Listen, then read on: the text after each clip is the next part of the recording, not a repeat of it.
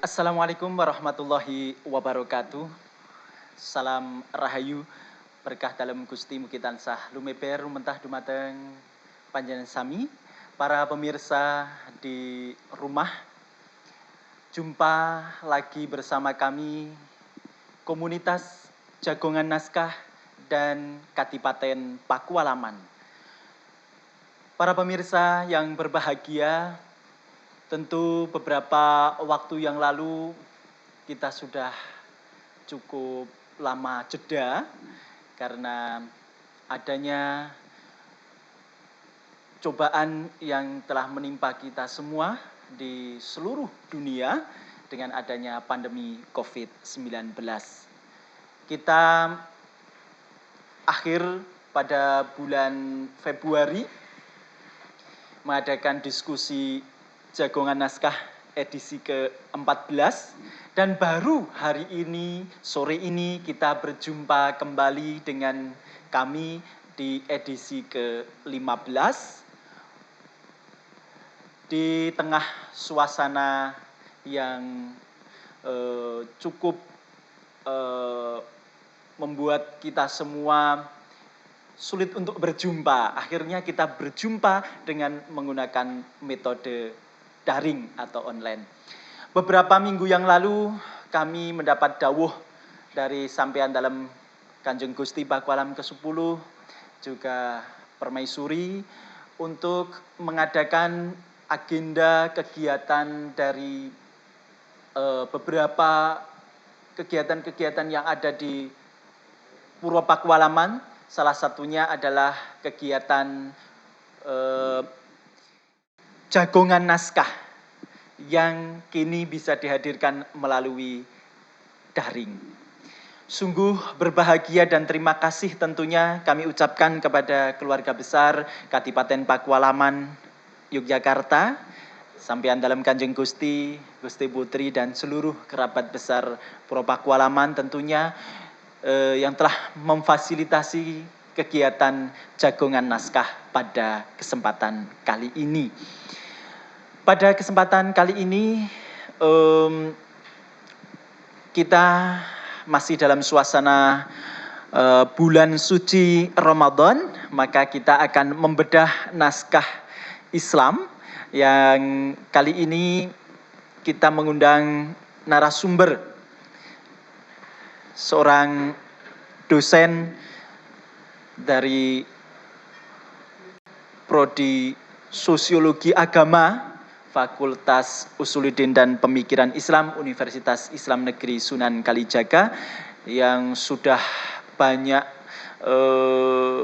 memberikan ulasan-ulasan, ya tentunya para pemirsa tidak asing lagi dengan Mas Yasir Arafat.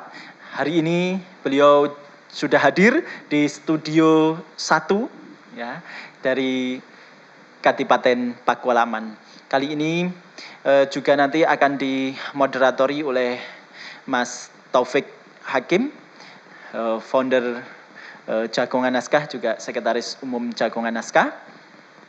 Dan sekali lagi kami mengucapkan terima kasih kepada seluruh pemirsa yang sudah berkenan bergabung dengan kami, baik melalui channel YouTube Puro Pakualaman maupun Zoom.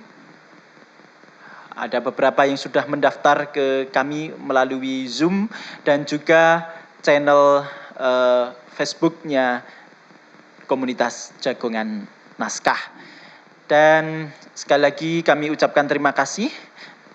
Tentu melalui channel YouTube ini Kadipaten Pakualaman ingin hadir kepada pemirsa di tengah-tengah pemirsa. Oleh karena itu jangan lupa juga tentu ini kami juga sedang mempromosikan channel YouTube Puro Pakualaman. Jangan lupa nanti untuk like, share, komen, untuk bertanya ya. Tentunya nanti bisa bertanya melalui metode komen di Facebook, di YouTube ya. Di YouTube-nya Puro Pakualaman, juga subscribe YouTube-nya Puro Pakualaman. Tidak perlu berlama-lama, mari kita simak bersama paparan dari narasumber kita. Tema adalah Al-Quran di tubuh manusia, telaah atas naskah wirid Lukito Jati. Kepada seluruh pemirsa, kami ucapkan selamat mengikuti diskusi Jagongan Naskah edisi ke-15 bersama narasumber Mas Yasir Arafat dan moderator Mas Taufik Hakim. Assalamualaikum warahmatullahi wabarakatuh. Ya, terima kasih Mas Bagus atas pembukaannya. Assalamualaikum warahmatullahi wabarakatuh. Selamat sore sahabat Canggah dimanapun berada. Alhamdulillah kita bisa berjumpa lagi meskipun melalui sarana virtual. Dan sore ini kita sudah kedatangan tamu spesial Mas Yasir Arafat. Beliau dosen UIN Sunan Kalijaga di Fakultas Usuluddin dan Pemikiran Islam di Prodi Sosiologi Agama. Kolom-kolom maupun opini Mas Yasir sudah banyak di media massa, terlebih tentang kajian pemikiran Islam dan kebudayaan.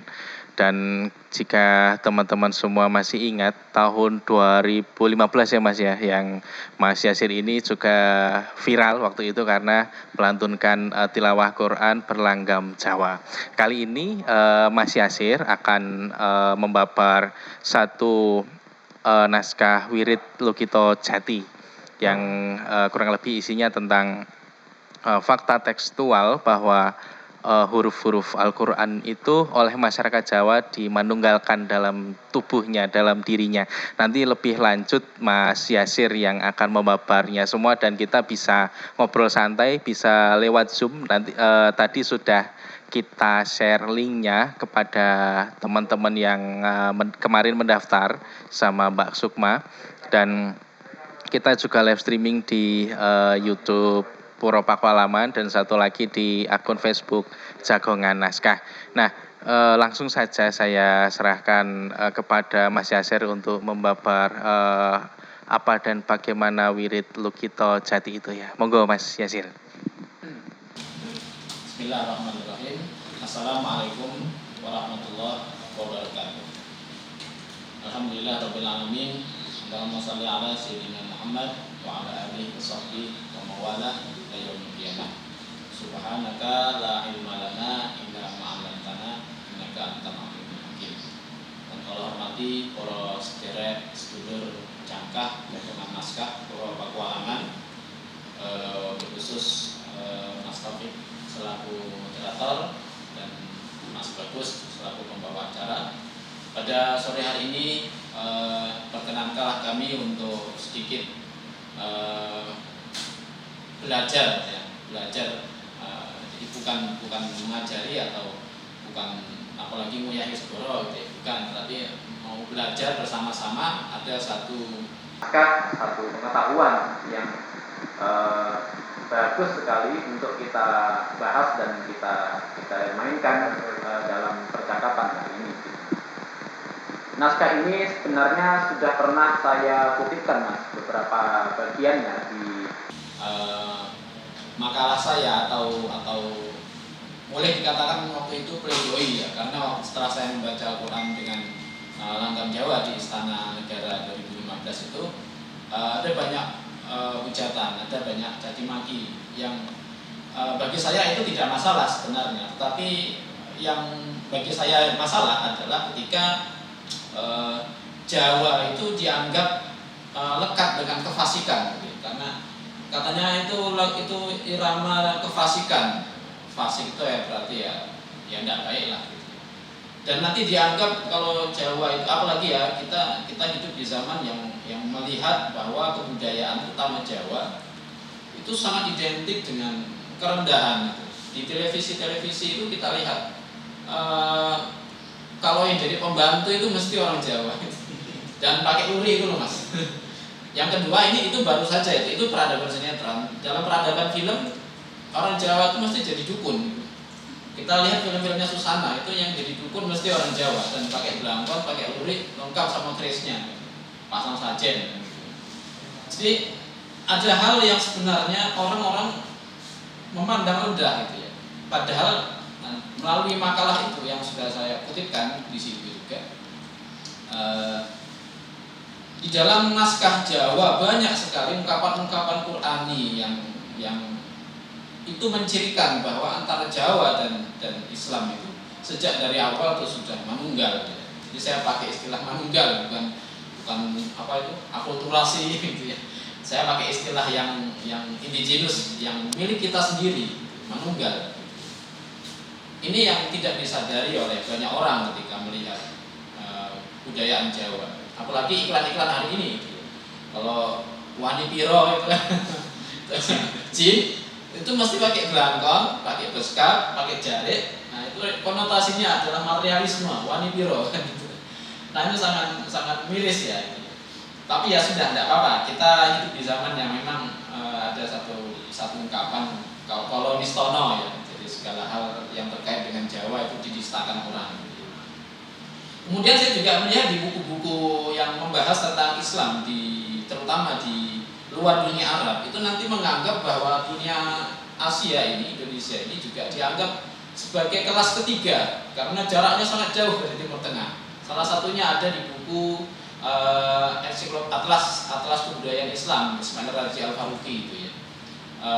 Terjemahannya sedikit aja tentang seni tauhid, diterjemahkan oleh penerbit Bentang tahun 99. Di situ ada analisis yang Ismail Razi Al-Faruqi mengatakan di situ dunia termasuk Nusantara ini, Asia, Indonesia ini itu kelas ketiga dari keislaman. Jadi Islam kita itu cenderung dianggap tidak otentik gitu.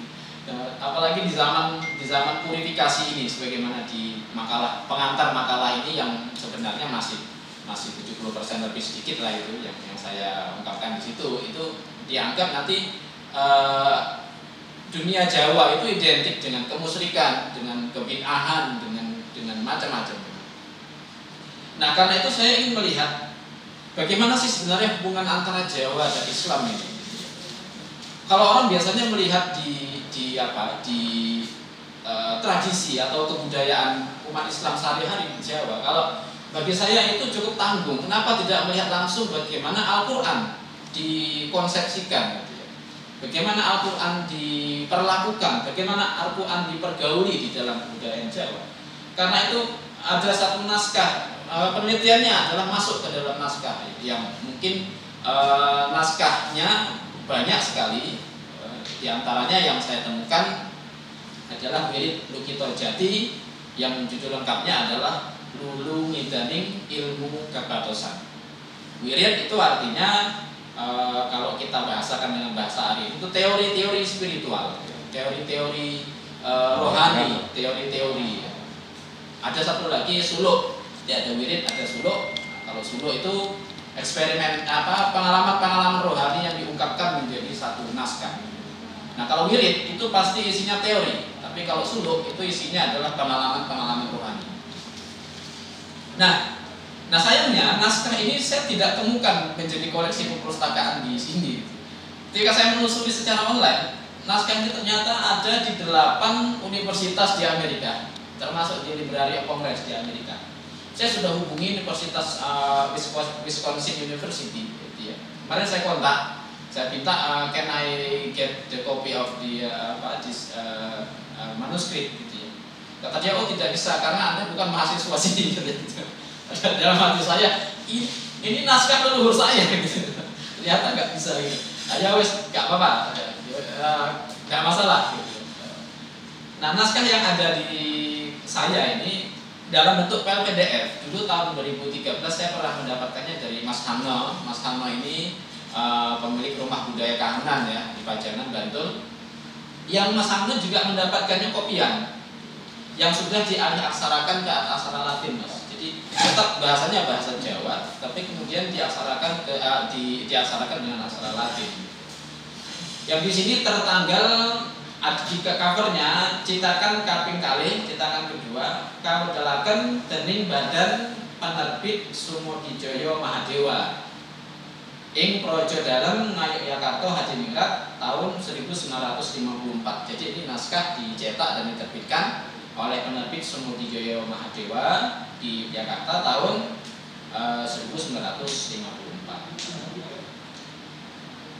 Naskah ini sekali lagi saya juga mencari naskah aslinya yang tulisan Jawa itu juga di berbagai perpustakaan yang menyimpan naskah-naskah, termasuk di katanya di Leiden University ada kawan yang ngasih tahu, coba cek di sana juga nggak ketemu. Kemudian di perpustakaan Perpusnas juga nggak ketemu naskahnya. Ya ketemu tadi itu malah di 7 universitas dan 1 di Library of Congress-nya Amerika. Di sana ada naskah ini dikelompokkan menjadi Japanese mysticism.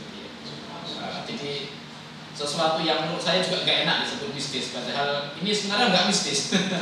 Di Jawa ini dunia yang biasa, bukan mistis. Mungkin bagi orang Barat itu mistis, ya nggak apa-apa lah. Wirid Lukito Jati, Lukito itu bintang ya, bintang. Jati itu yang sejati. Lulungi Daning ilmu Gapatosan, ini berarti ilmu rohani tingkat lungit. Lungit ini makna tingkat ke-7 atau tingkat yang paling tinggi. Jadi bukan makna harfiah ya. Jadi kalau membaca naskah ini berarti jangan pakai makna prasaja, makna prasojo ya. Di dalam ini naskah Primbon ini kita paling musyrik. Primbon atas sadur ada makna, diceritakan bahwasanya makna-makna di dalam kebudayaan Jawa itu ada tingkatan-tingkatannya. Yang pertama tingkatan prasojo, kemudian paribasan, kemudian pasemon, pralambang, pralampito, terus nanti sampai tingkat yang ke-7 itu disebut dengan makna rungit ya, makna ke-7. Nah, ini naskah yang berdiri sendiri dicetak, tetapi saya sekali lagi di kitab ini di Primbon Tata Sadur ada makna ini, dan di Petal Jemur ada makna. Di halaman 192 terakhir ternyata di sini ada keterangan bahwa naskah Wirid Lukito Jati ini termasuk dari bagian dari kitab Primbon. Ada makna juga, tetapi dia tidak masuk menjadi Petal Jemur. Kalau Petal Jemur kan 8 seri atau heksalogi. Tetapi Wirid Lukito Jati ini masuk di dalam bagian dari kitab Primbon Kamaluddin ada makna.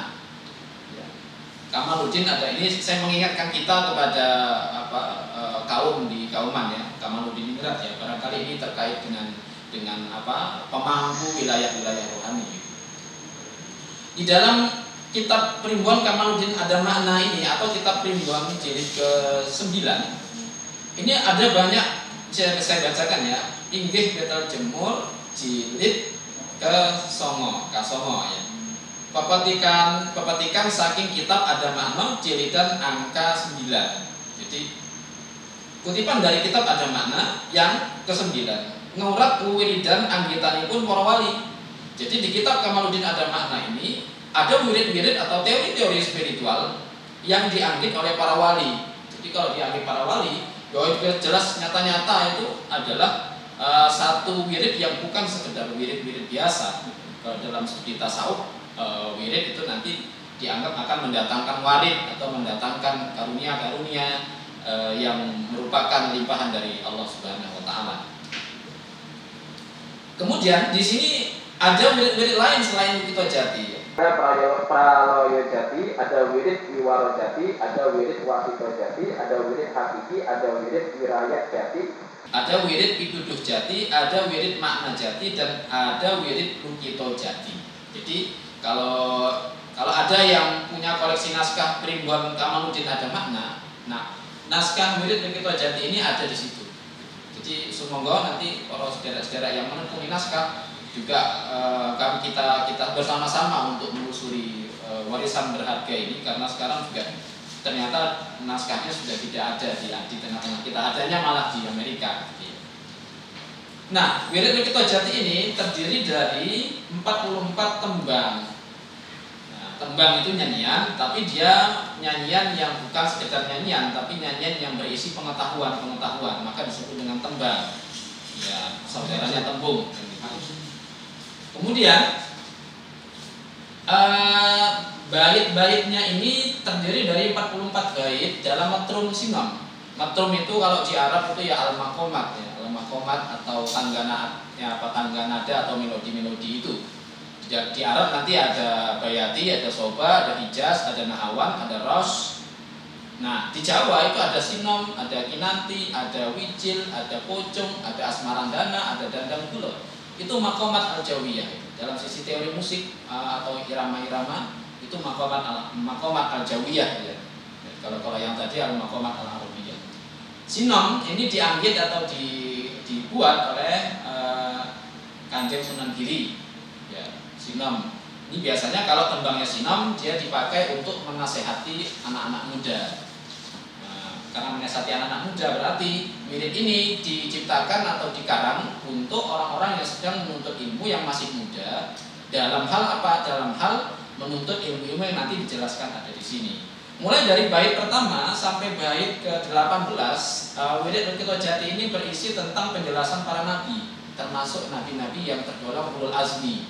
Nabi Nuh, Nabi Musa, Nabi Isa, dan Nabi Ibrahim, dan beberapa lagi ya. Ada nabi yang lain-lain juga bersama dengan kitab-kitabnya. Tetapi begitu masuk di bait ke-19, nah situ baru inti dari pembicaraan kita pada sore hari ini, yaitu yang menjelaskan mengenai huruf-huruf Al-Quran. Ya, huruf-huruf Al-Quran. Jadi kalau dibacakan semua mungkin apalagi pakai tembang ini sinom, jadi agak lama ya. Jadi lebih baik saya bacakan satu-satu secara intinya saja, tapi nanti terjemahannya saya bacakan lengkap. Kita masuk di bait ke-19 ya. Nah sayangnya file PDF yang saya punya itu halaman 4 dan halaman 5-nya tidak ada, sehingga tapi dulu saya sempat punya kopinya. Yang hari ini saya cari juga kopinya tidak ketemu, termasuk yang ada di Mas Hamno Hartono itu juga tidak ketemu kopinya ada di mana gitu ya. Sayang sekali memang bangsa ini kehilangan harta berharga. Tapi ya tidak apa-apa, kita nikmati gitu ya. Paningaranan kalkalah, ini tulisannya kalkalah, itu maksudnya kolkolah, ilmu tajwid. Ilmu tajwid. Kabeh iku den arani bangsane ing tata swara. Semua itu disebut dengan tata suara. Jadi ini ilmu tajwid. Dalam Jawa ilmu tajwid itu yang dimaksud dengan ilmu tajwid itu adalah ilmu tata suara.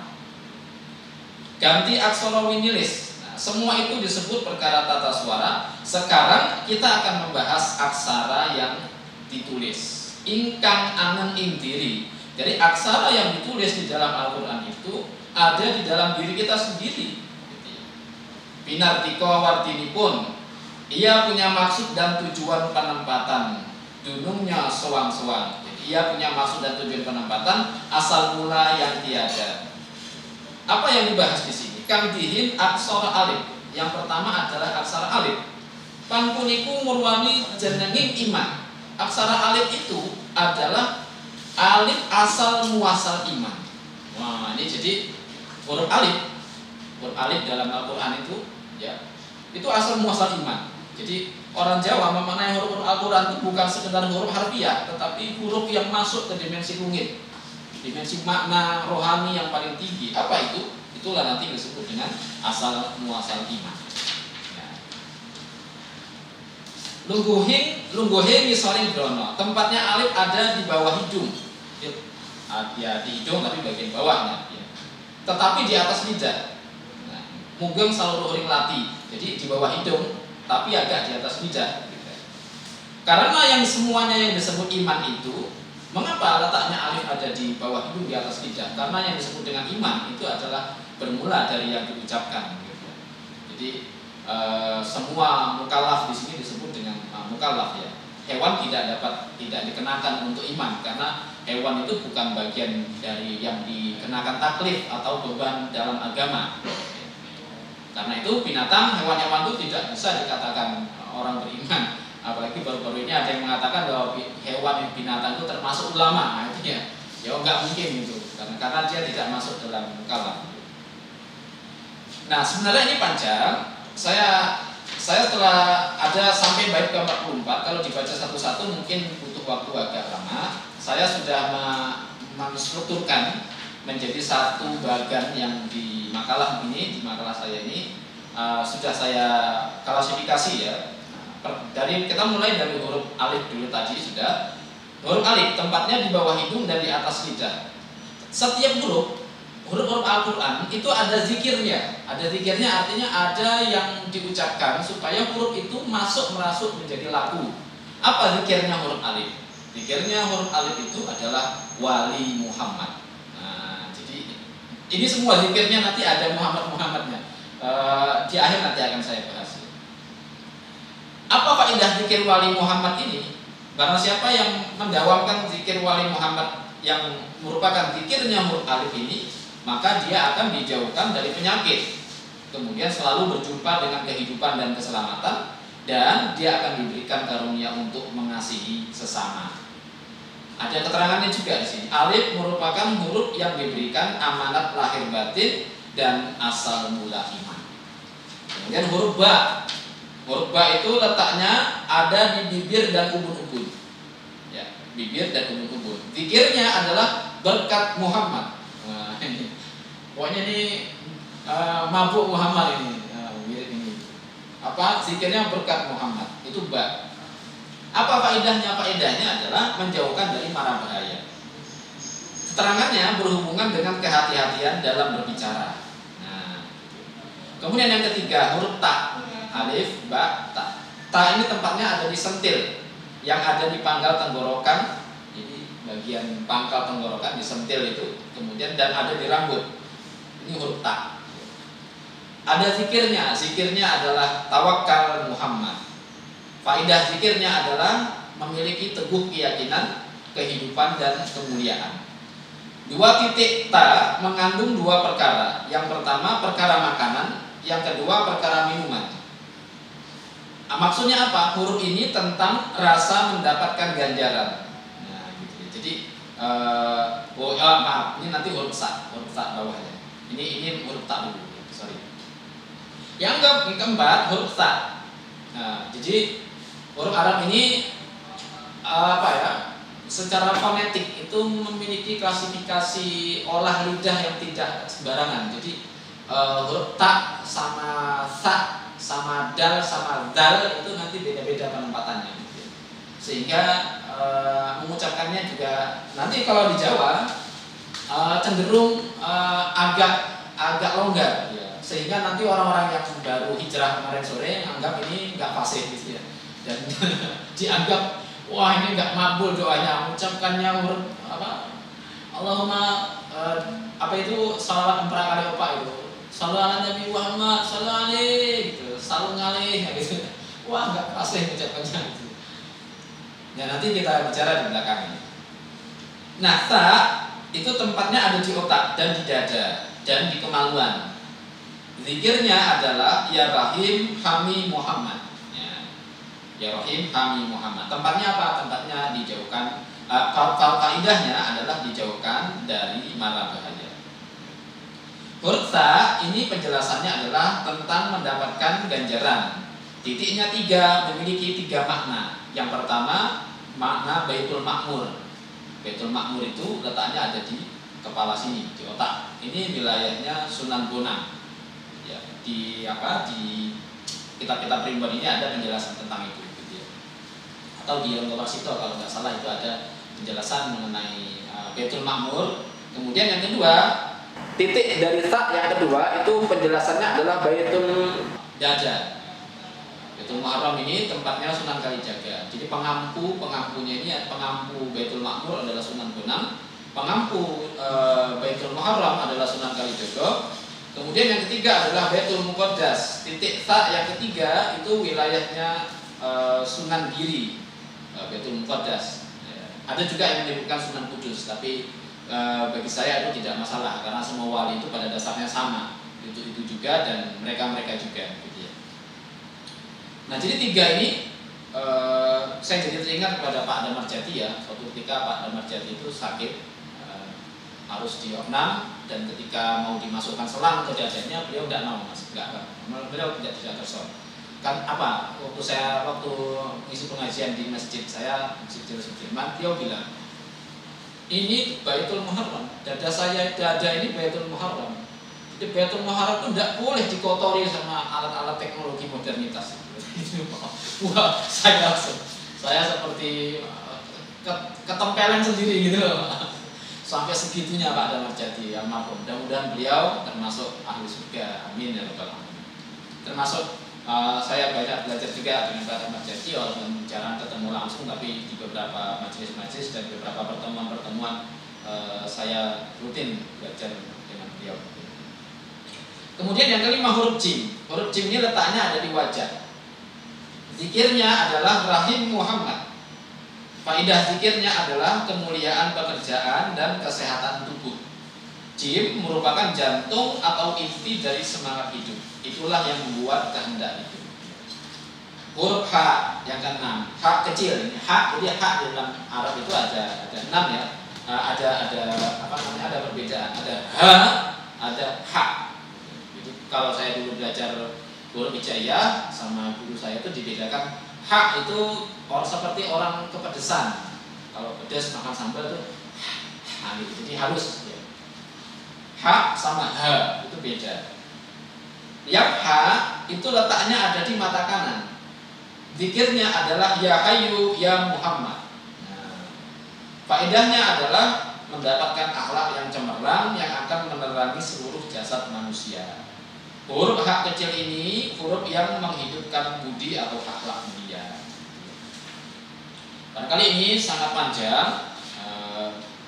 Yang jelas beberapa tempat ini saya bacakan secara ini aja ya, secara cepat ya. Yang ketujuh huruf Kha letaknya di mata kiri. Zikirnya adalah Ya Khabir Muhammad. Faedahnya diberkati untuk memiliki sifat waspada dan selalu ingat atau zikir kepada Tuhan. Terhindar dari godaan, rencana jahat tidak akan bisa terlaksana. Kha ini adalah lambang pamubahing urip atau gerak badan dan gerak geri hati. Jadi Kha ini lambang dari gerak badan dan gerak hati. Jadi gerak geri, kan di masyarakat kita itu ada istilah gerak geri ya. Gerak itu yang fisik, geri itu yang non fisik. Kemudian huruf Dal di dada kiri, letaknya di dada kiri dan di bibir. Zikirnya adalah Dai Muhammad. Apa faedahnya? Faedahnya melindungi apa-apa yang diciptakan atau yang dibuat oleh karya manusia. Dia berhubungan dengan karya cipta manusia. Kesembilan huruf Dal. Jadi ada Dal, ada Dal. Kata-kata Dal dan Dal ini berbeda. Dal letaknya di dada kanan dan di bibir sebelah kiri. Berarti tadi Dal bibir sebelah kanan dan di dada sebelah kiri. Kalau huruf Dal letaknya di dada kanan dan bibir sebelah kiri. Zikirnya adalah Dahu Muhammad. Faedahnya adalah menumbuhkan semua yang bertumbuh, berhubungan dengan semua hal yang bertumbuh. Kemudian huruf Ra. Huruf Ra itu ada di kulit dan di punggung kiri. Jadi letaknya ada di kulit dan di punggung sebelah kiri. Zikirnya adalah Rahim Muhammad. Faedahnya adalah memanjangkan langkah. Maksudnya bisa berjalan kemana saja tanpa merasa kelelahan. Berhubungan dengan keluasan dan dalam pergaulan. Kemudian huruf ke-11 Zai. Zai ini letaknya di punggung sebelah kanan dan daging. Zikirnya adalah Layuti Muhammad. Banyak, faedahnya adalah banyak rezeki dan banyak dikasihi orang. Jadi ini berhubungan dengan rezeki, huruf Zai. Huruf Sin yang ke-13 Sin letaknya di tapak kaki kanan. Zikirnya adalah Suki Muhammad. Faedahnya adalah mengencangkan atau melancarkan pulang dan pergi. Huruf Sin merupakan nafas talinya hidup. Yang ke-14 huruf Shin. Jadi ada Sin, ada Shin. Shin letaknya di tapak kaki kiri. Zikirnya Salmi Muhammad. Faedahnya mempercepat hembusan angin, menjalin persaudaraan yang putus atau lama. Huruf Shin artinya rasa yang sejati. Kemudian yang ke-15 huruf Sod. Sod terletak di mata dan di pantat. Zikirnya adalah Kukuh Muhammad. Fungsinya adalah menjalin persaudaraan yang sudah putus lama atau menyambungkan silsilah yang terputus. Itu huruf Sod. Sod itu berhubungan dengan penglihatan. Kemudian yang ke-16 huruf Dod. Jadi ada Sod, ada Dod. Dod itu letaknya di pantat sebelah kiri. Zikirnya adalah Jisim Muhammad. Faedahnya adalah menghanyutkan sesuatu secara pelan-pelan, diam-diam menghanyutkan. Huruf Dod juga disebut dengan huruf hati. Yang ke-17 huruf Ta. Huruf Ta ini letaknya di tangan kanan. Zikirnya adalah Muhammad. Memanjangkan umur, berhubungan dengan panjangnya umur. Kemudian huruf Za, ada Ta, ada Dha. Zalim itu kata-kata dari huruf Dha. Di transliterasi Indonesia biasanya orang mengutip zalim itu D dan Z. Padahal menurut saya tidak tepat. Zalim itu yang tepat adalah Z dan H. Z dan H. Kalau yang zalim pakai D dan Z itu berarti zalim bukan zalim. Tapi ya nggak apa-apa, karena sekarang orang juga ini selingan, mumpung didengarkan banyak orang ini. Jadi kita sering mendapatkan ada orang katakan jangan sebut amin, A-nya satu dan I-nya satu, sebutlah amin gitu. Karena kalau amin itu artinya amankanlah, sedangkan amin itu artinya kabulkanlah. Padahal itu tidak ada hubungan dengan pemaknaan, itu adalah transliterasi. Oke, kalau memang mau pakai amin yang A-nya banyak dan I-nya banyak, harus konsisten. Kalau nulis Allah, A setelah lam huruf L itu harus ada 2 atau 3, karena Allah itu panjang atasnya. Jadi kalau nulis Allah juga A-nya jangan 1, tapi Allah gitu. Kalau mengucapkan nulis bismillah juga bismillahirrahmanirrahim gitu. Jadi masalah kita ini terutama yang kira-kira Islamnya tinggi ini mengalami kalau dalam gejala bahasa itu namanya hiperkorek ya. Ingin selalu benar tapi ternyata jadi salah gitu. Kalau nulis Islam juga jangan tanggung-tanggung, tulis A-nya 2 karena Islam itu ini panjang itu. Is tulisan Arabnya I, alif ya, is, sin dan lam. Lam itu ada 2 harokat, harus panjang kalau nulis. Jadi kalau mau amin A-nya panjang dan I-nya panjang, maka lamnya di dalam Islam itu juga harus panjang. Allah di dalam A di dalam Allah yang kedua, A yang kedua itu juga harus panjang. Gitu. Kalau mau konsisten begitu. Gitu.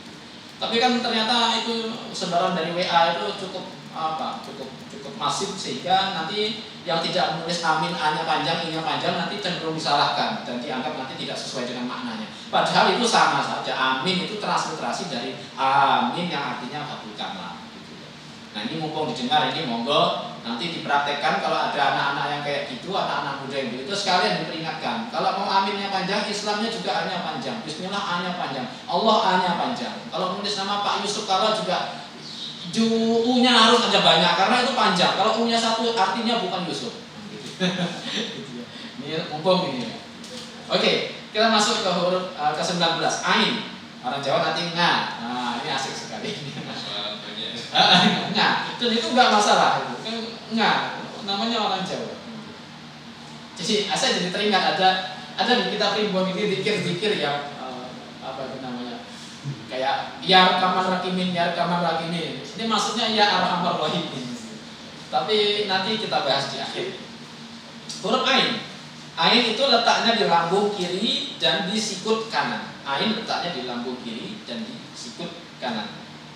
Zikirnya Ain adalah wali Muhammad. Sama seperti zikirnya ini lagi. Huruf apa tadi di awal itu.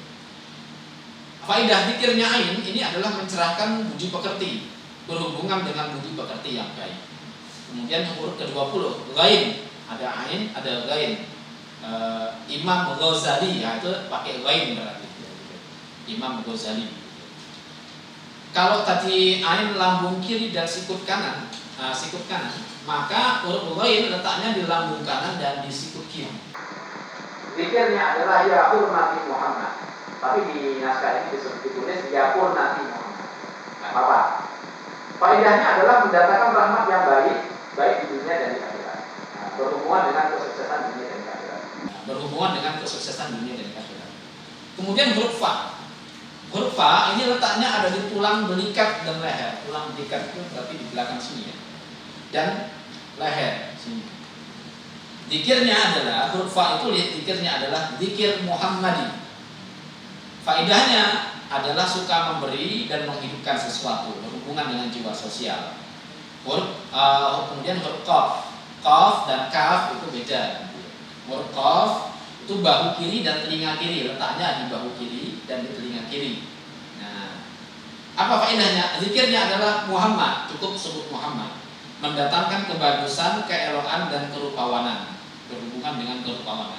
Kemudian huruf K23, huruf kaf. Kaf ini bahu kanan, letaknya di bahu kanan dan di telinga kanan. Zikirnya adalah ya Karim, ya Muhammad. Nah, apa faedahnya? Faedahnya adalah menerima kebaikan dan kemakmuran, berhubungan dengan kemakmuran. Kemudian yang ke-24 huruf lam. Huruf lam ini otak, letaknya ada di otak sini. di bahu kanan dan kiri. Jadi lam, bahu kanan dan kiri. Zikirnya wali Muhammad, terhindar dari godaan. Yang kedua huruf mim, letaknya ada di kepala. Zikirnya adalah ya muhyi Muhammad. Faidah zikirnya tidak terlihat. Faidah keterangannya huruf mim ini adalah dapat mengokohkan sukma atau mengokohkan ruh. Ya muhyi Muhammad zikirnya.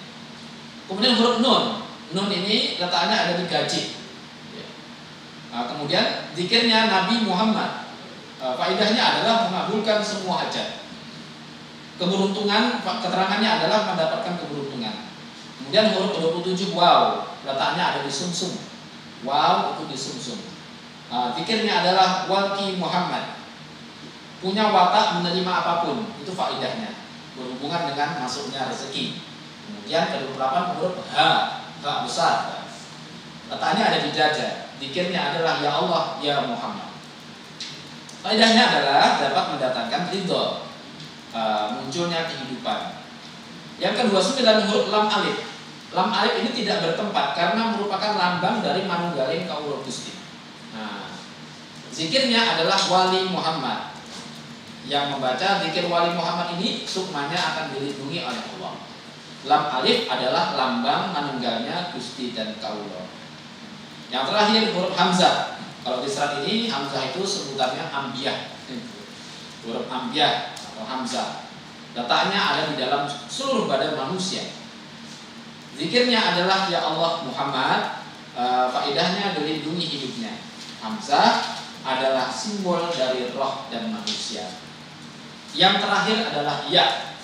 Ya ini letaknya di dalam roh manusia. Zikirnya adalah ya Allah Maha Suci Maha Kuasa Muhammad. Faedahnya adalah dilindungi oleh cahaya Sang Maha Pemberi ridho dan dapat dilebur dosa-dosanya. Ya adalah huruf simbol jasad manusia. Jadi 30 huruf hijaiyah ini masing-masing huruf letaknya ada di tubuh manusia.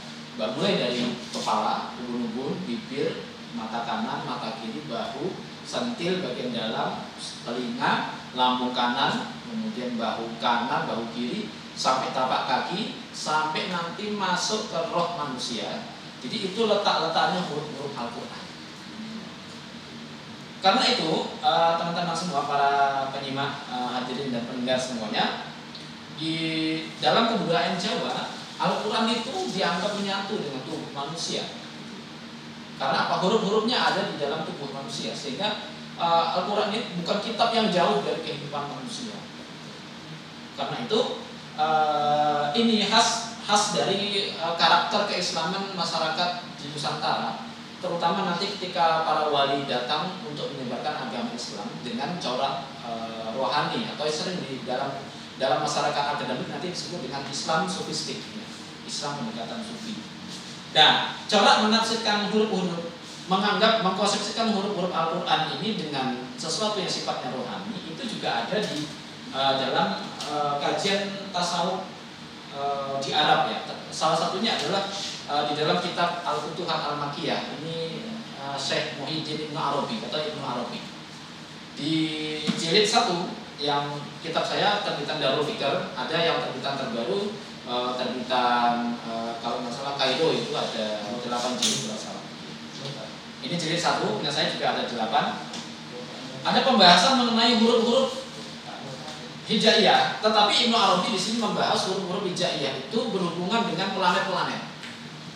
Ini yang membuat kita menyimpulkan, saya menyimpulkan karakter tasawuf di Jawa itu adalah tasawuf yang menyelam ke dalam diri, bukan keluar. Jadi karakternya adalah esoterik, dalam. Yang dilihat adalah bagian dalam. Karena itu di sini tidak terbiasa untuk mencaci maki orang. Karena apa? Karena awak dhewe ki sing regep. Karena kita ini masih kotor. Tidak mungkin kita melihat kotoran orang lain.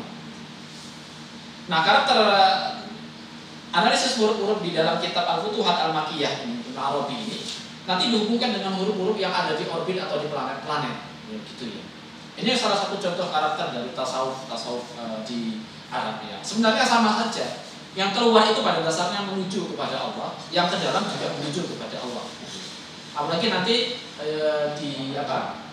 di Jawa, karakter dari pengembaraan rohani itu ketika orang sudah bisa mengembara ke dalam tujuh lapisan-lapisan rohani yang tidak mungkin diterobos kalau tidak berdasarkan karunia dari Allah Subhanahu wa taala. Ada pembahasannya di kitab ini, kitab paling musyrik sedunia ini. Ada yang saya bawa ini adalah At-Tasadur, ada makna. Ini kitab receh sekali. Kertasnya juga kertas koran kayak gini nih. Yang di dalamnya ternyata ada, untungnya sudah aksara Latin. Jadi untuk kita yang tidak bisa membaca aksara Jawa, kitab ini bisa dibaca dan syukur-syukur bisa dimengerti. Kemudian juga di Betal Jemur yang satu lagi, ini seri Betal Jemur, ini juga kita primbon Betal Jemur ada mana, ini kita primbon Rumah Hakim ada mana. Di sini banyak sekali penjelasan kerohanian mengenai huruf Jawa. Yang kalau kita baca ini sebenarnya nggak musyrik. Ini semuanya masuk akal. Kalau ternyata dianggap nggak masuk akal, itu bukan nggak masuk akal, tetapi akalnya yang nggak masuk. Akalnya yang nggak masuk, bukan nggak masuk akal. Nah, kemudian yang kedua, ini saya mengambil tadi kita analisis teks, sekarang analisis konteksnya. Dimensi kerohanian yang ingin diungkapkan dari Wirid Bukit Jati ini adalah bahwa dari setiap huruf-huruf itu, dari situlah kita bisa melihat bagaimana orang Jawa, para wali-wali dulu kalau dalam istilah kita itu mengagungkan Al-Quran, memuliakan Al-Quran. Karena itu Al-Quran ini kalau di dalam peradaban kita di kebudayaan Jawa itu disebut dengan Kintoko Agung, Kintoko Agung. Yang nanti setelah masuk para wali ini disejajarkan dengan Kintoko Agung Sastra Jendro Hayuningrat Pangluwatingdi. Sastra Jendro Hayuningrat artinya sastra yang tingkatannya tinggi, yang menyeluruhi kosmos atau Hayuningrat yang menghidupkan dunia. Pangluwatingdi itu artinya yang mampu untuk menyembuhkan segala macam penyakit-penyakit, baik penyakit lahir maupun penyakit batin. Karena itu membaca Al-Quran di Jawa juga tidak sembarangan. Nah, karena tidak sembarangan, maka para wali menciptakan metrum-metrum, tembang-tembang yang kalau kita runut makna-maknanya mulai dari, ada yang menyebut mulai dari Mas Kumagang, tetapi ada yang menyebut mulai dari Mijil, ya tidak masalah, apa dari mana saja nggak ada masalah. Tapi nanti biasanya berakhir di pocong. Begitu berakhir di pocong, itu semuanya menunjukkan perjalanan rohani manusia. Jadi matrum-matrum itu pada dasarnya adalah diciptakan untuk tidak hanya nembang, tetapi juga membacakan Al-Quran supaya Al-Quran itu meresap ke dalam kedalaman hati anak-anak Nusantara, anak-anak Jawa. Nah, saya kira mungkin pengantar dari saya itu Wirid ini sekali lagi naskah aslinya saya belum ketemu dan saya cari-cari tulisan asli naskah asli juga belum ketemu dan naskah asli tulisan Latinnya juga saya hari ini belum ketemu. Saya punya PDF-nya tetapi 2 halaman 4 dan 5-nya hilang. Ini yang saya sesalkan juga. Dulu saya punya fotokopinya lengkap 4 halaman 4 dan 5, 4 halaman 4 dan halaman 5. Tapi ternyata setelah saya cari bongkar-bongkar lagi tidak ada. Karena ini sudah lama sekali dulu kami membacanya tahun 2013, sekarang 2020 itu sudah 7 tahun. Tetapi kalau ada teman-teman para hadirin pemirsa yang bisa mencari kitab Primbon Kamaluddin ada makna, nah Wirid Bukit Jati ini ada di sana. Dia bersama dengan Wirid Makna Jati, Wirid Pralayo Jati dan macam-macamnya tadi. Mungkin dari saya pengantar itu sekiranya ada pertanyaan dari para hadirin, pertanyaan atau apalah saling berbagi. Saya juga masih mempelajarinya dengan seksama ya. Kemudian dari pertemuan ulasan-ulasan singkat ini bisa sedikit mengantarkan kepada pengembaraan atau pengelolaan yang lebih jauh. Semoga Iya, terima kasih Mas Yasir. Ulasan yang menarik sekali. Tadi ada persoalan esoteris, kemudian dinamikanya di masyarakat tentang yang musyrik. Karena sepertinya kalau kita intip di medsosnya Mas Yasir, kalau teman-teman ikuti itu isinya menarik juga ya, cukup menghibur. Di situ tertera Menteri Bid'ah dan Budayaan. Seru sekali. Nah, yang menarik Mas tentang Wirid Lukito Jati ini, bagaimana dinamikanya di masyarakat, mungkin sambil nunggu teman-teman yang mau bertanya juga, dinamikanya dari zaman Pawara Wali hingga sekarang, apakah hanya diamalkan di kalangan kauman saja kalau tradisi keraton, ataukah ada hal wirid-wirid itu dilestarikan di komunitas-komunitas kecil di luar istana, atau bagaimana? Monggo Mas. Oke, terima kasih. Ya. Secara data historis saya juga tidak tahu ya Mas, tidak tahu data historisnya, tetapi kita bisa membaca dari bagaimana Al-Quran ini dihidupkan oleh masyarakat Jawa. Paling dekat kita bisa menelusuri di abad ke-19 atau ke-20. Di tulisan singkat ini saya sudah menuliskan senarai dunia perquranan di Jawa. Pertama ada pada tahun ini ya, pada abad ke-19, kira-kira tahun 1800 menjelang 1900 awal, ada satu kitab tafsir yang ditulis oleh Kiai Haji Muhammad Sholeh bin Umar As-Samarangi, atau sering dikenal dengan Kiai Sholeh Darat. Ya. Makamnya ada di Semarang. Nah, ini Nun Sewu. Kalau bisa teman-teman yang mengkaji naskah-naskah serat-serat, ditelusuri siapa penganggitnya, kemudian sowan ke makamnya. Nah, saya menelusuri serat-serat ini, termasuk Wirid Lukito Jati ini berkali-kali saya kirimin Fatihah ini pengarangnya, penganggitnya. Meskipun saya tidak tahu, pokoknya saya kirim. Oh iya, kalau tadi lupa saya singgung. Wirid ini tidak ada nama pengarangnya. Mungkin ada Sandi Asmo mungkin Mas. Saya belum. Iya. Mungkin saya belum ketemu Sandi Asmonya siapa. Seperti halnya Joko Lodangnya Gawang Sito itu ya. Yang kita tidak tahu yang nulis siapa, tapi setelah ditelisik dari Sandi Asmonya ternyata ada di situ. Nah, atau kalau dalam kitab primbon ini bisa kalau yang ingin sowan mempelajari kitab primbon ini, disarankan untuk sowan ke makam Kiai Ageng Ahmad Kategan. Makamnya ada di barat Masjid Takorup Kanggotan, leret perempatan Wonokromo ke timur. Nanti ada dusun namanya Kanggotan, masuk aja ke dalam Masjid Takorup, itu masjid kaumannya Sultan Agung waktu keratonnya di Kertos. Nah, makamnya Kiai Kategan ini ada di barat masjid itu. Ini semacam kita memberi royalti spiritual. Kita kalau beli buku kan kita memberi royalti kepada penulisnya. Nah, kalau membaca ini tidak mungkin lagi mereka kita berikan uang, maka kita memberikan royalti spiritual. Nah, Kiai Sholeh Darat ini menulis kitab tafsir Faidur Rahman fi Tarjamah Kalam Malikid Dayan. Ya. Kemudian ada juga kitab Al-Iqlil, tafsir Al-Iqlil fi Ma'ani Tanzil karya Kiai Haji Misbah Zainul Mustafa. Kemudian ada juga kitab Al-Ibris, ini sudah masyhur, ditulis oleh Kiai Haji Bisri Mustafa Rembang. Kemudian, nah ini yang menarik, tafsir Kiai Sholeh Darat ini ditulis dengan aksara pegon, jadi aksara Arab, tetapi bahasanya bahasa Jawa. Nah, yang menarik ada di Quran ini ada tafsir Quran suci bahasa Jawi. Ini milik Kiai Haji Muhammad Aznan, mantan rektor pertama IAIN Sunan Kalijaga. Beliau orang Surakarta, Solo, kaumnya di sana. Kemudian menulis tafsir Quran suci, saya punya di rumah, terbitan tahun 60-an gitu. Itu asik sekali terjemahan Fatihahnya. Sama kayak ada nanti satu tafsir lagi. Ketika beliau menerjemahkan Malik Yaumiddin, terjemahnya engkang ngeratoni jagat. Jadi kalimat ngeratoni ini asik sekali ketika saya baca. Kalau bahasa Indonesia kan Malik Yaumiddin itu adalah Raja Hari Pembalasan gitu ya. Tapi begitu diterjemahkan ke dalam bahasa Jawa, Malik Yaumiddin ini, kalimat ngeratoni, saya jadi terbayang satu panorama panorama keindahan dari kalimat ngeratoni. Kemudian amin itu terjemahannya mugi-mugi bisa Allah nyembadani. Nah, ini juga asik sekali gitu ya. Kalau terjemahan Indonesia kabulkanlah ya Allah, tapi terjemahan Jawa itu asik sekali.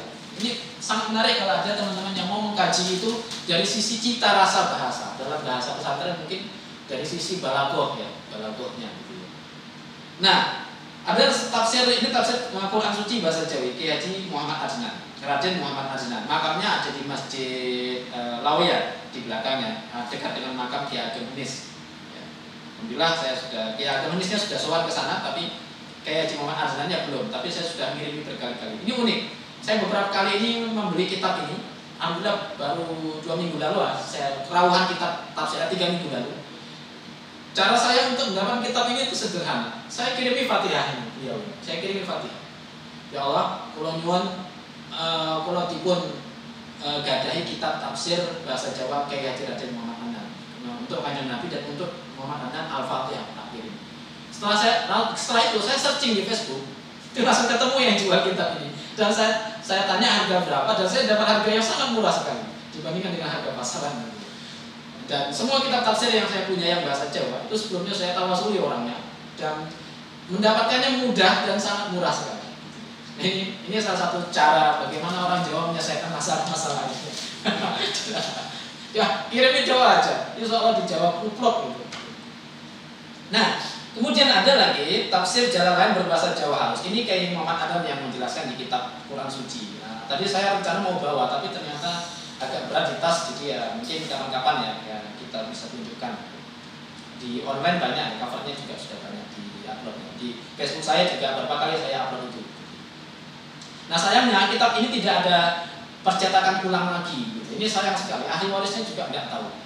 Kalau sudah, setahu saya penerbitan itu kalau sudah umur 50 tahun itu boleh diterbitkan oleh pihak luar. Sekiranya ada yang mau menerbitkan kitab ini, wah banyak yang mencari. Kasihan anak-anak kita, turun kita nggak mampu lagi berbahasa Jawa. Quran terjemahan Indonesia, udah terjemahan Indonesia terus dipakai untuk mencaci maki orang lain. Kasihan sekali bangsa ini. Kemudian ada tafsir Jalalain berbahasa Jawa halus. Ini terjemah, ini catatannya kayak Muhammad Adnan. Ini tahun 1913. Kita ke bawah lagi. Ada tafsir Hidayatul Rahman ditulis oleh Kiai Haji Munawar Khalil. Ini kira-kira tahun sama 1900-an beliau hidupnya. Ya. Diluncurkan tahun 1958. Kemudian ada tafsir Al-Huda. Tafsir Al-Huda ini tafsir Quran bahasa Jawi judulnya. Ditulis oleh Dr. Landes Brigjen Purnawirawan Bakri Syahid, mantan rektor ketiga YIN dan mantan rektor pertama Universitas Muhammadiyah Yogyakarta. Bakri Syahid. Rumah beliau di Suronatan sini. Gitu. Beliau punya adik di situ, Lukman Syahid sepertinya sudah meninggal. Istrinya di situ tinggal. Dan dulu penerbit namanya penerbit Bagus Arafah. Bagus Arafah ini anaknya yang meninggal ketika umur 9 bulan atau berapa bulan gitu. Kemudian dijadikan nama penerbit Al-Quran ini. Sayang sekali sampai hari ini tidak diteruskan oleh ahli waris. Ini kalau ada yang mau menerbitkan ini, terutama para orang-orang kaya yang ingin melestarikan khazanah pengetahuan rohani kita, ini sangat baik sekali. Nah, beliau juga sama, menerjemahkan Al-Quran, tapi referensinya apa? Referensinya adalah Wulang Reh, Kidungan Sunan Kalijogo, sama satu lagi, itu mungkin saat ini saya posting di Facebook saya. Kidungan Sunan Kalijogo, serat Wulang Reh, sama satu lagi, kalau nggak salah serat apa gitu ya, lupa saya. Apa tuh mas yang mas Paku Buwono Keempat, Wedatomo, Wedatomo. Nah, saya yang paling ingat itu ya apa itu tentang ilmu itu. Mangkono ilmu kang nyoto.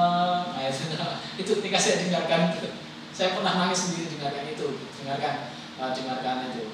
Mangkono ilmu kang nyoto sanyotone muweh reseping ati. Bahwasanya ilmu yang sejati itu adalah ilmu yang meresap ke dalam hati. Bunga ingaranan coblok, senang ketika dibodoh-bodohkan orang lain. Nah, itu yang saya belum bisa itu. Ketika itu saya langsung waduh, ini apa ini? Memang para leluhur kita ini memang keterlaluan kalau ngasih teladan itu. Sampai kita tuh kayaknya kok susah sekali nirunya gitu. Jadi ilmu sejati itu adalah ilmu yang ketika orang yang punya ilmu itu dicaci maki itu malah senang. Angel ini. Nah, saya lanjutkan lagi. Kemudian ada juga Sekar Sari Kidung Rahayu, Sekar Mocopat terjemahanipun Juz Amma karya Ahmad Jawahir Anom Wijoyo yang diterbitkan tahun 92. Ini mungkin masih baru. Nah, pada tahun 1858 itu ada kitab Tafsir Al-Quran 1858, berarti ini abad ke-19 pertengahan. Judulnya apa? Judulnya Kitab Quran Tetedakaanipun ing tembang Arab kajawaaken. Jadi pada tahun 1884 itu juga ini ditulis oleh siapa? Ditulis oleh Bagus Ngarpah.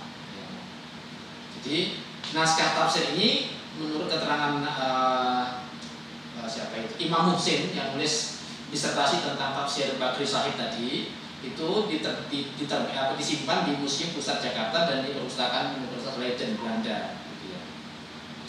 Nah, kemudian ternyata dalam temuan yang terbaru oleh Siti Mariatul Qibtiyah, kitab tafsir tembang Arab kajawaaken ini tadi ditulis oleh Ki Bagus Ngarpah, Mas Ngabehi Wirapustaka dan Ki Rono Suboyo. Nah, kapan itu? Itu tulisan tangan diterbitkan pada tahun 1835 Jawa atau 1905 Masehi. Nah, naskah ini terdiri satu jilid terdiri dari 791 halaman. Yang lebih lama lagi ini Muhammadiyah. Jadi Muhammadiyah dan Jawa itu sebenarnya sejak dari awal itu sangat erat. Jadi sebenarnya Muhammadiyah itu sangat erat dengan tasawuf Jawa. Mungkin tadi Pak Syahid mengutip surat ulang yang isinya tasawuf Jawa. Ya.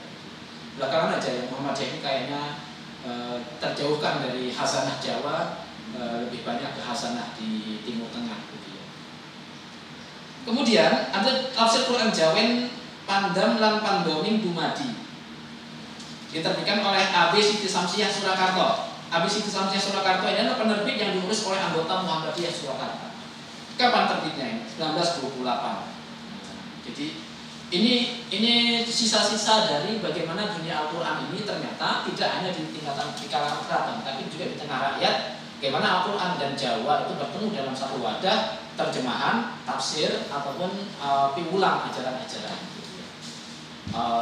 Di dalam Serat Centini ternyata ada juga bahasan mengenai huruf-huruf yang letaknya di tubuh manusia. Saya belum menemukan di redaksinya mana. Nanti mungkin saya bongkar lagi di Serat Centini. Tadi saya kontak teman saya yang pernah bertanya tentang itu.